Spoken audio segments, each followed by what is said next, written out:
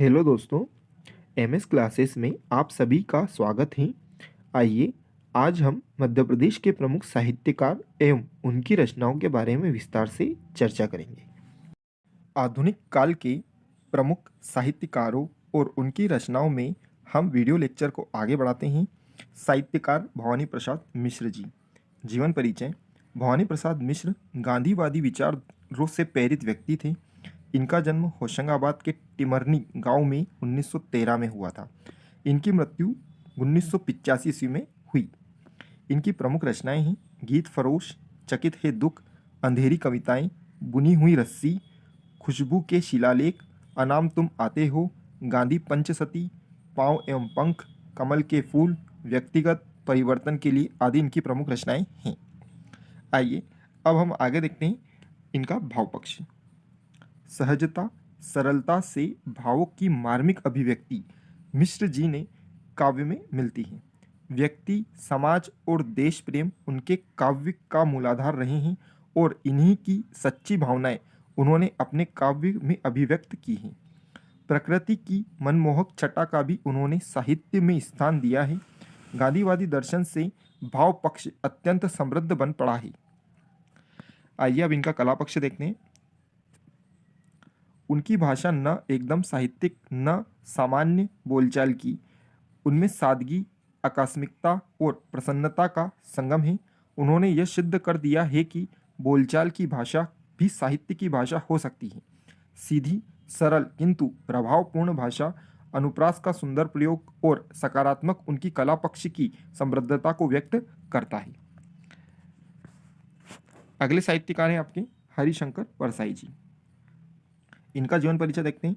हिंदी के श्रेष्ठ व्यंग्यकार हरिशंकर परसाई का जन्म मध्य प्रदेश के इटारसी के निकट जमानी गांव में 1924 को हुआ। इनका निधन जो था 1995 में हुआ था।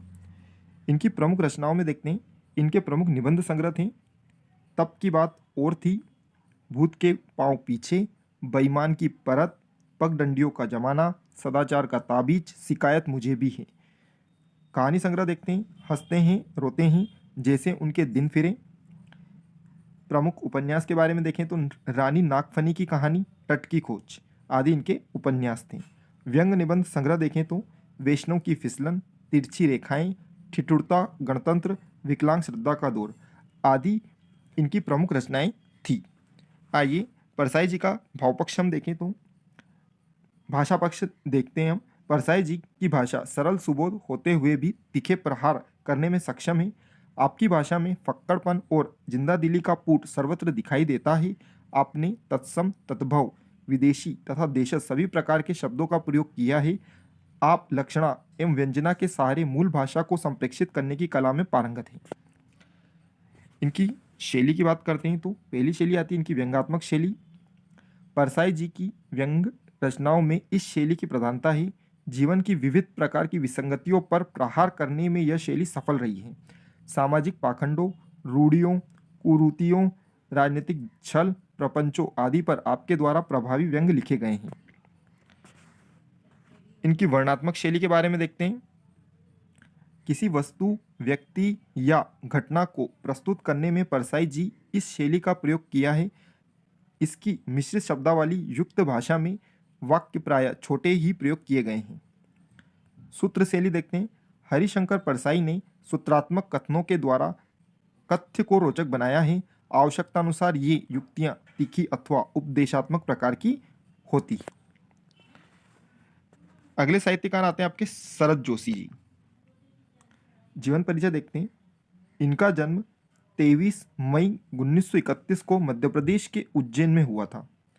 होलकर कॉलेज इंदौर से बीए करने के बाद स्वतंत्र लेखन करने लगे। आप नई दुनिया, नव भारत टाइम्स के नियमित लेखक रहे हैं। इनका निधन 1991 में हुआ था।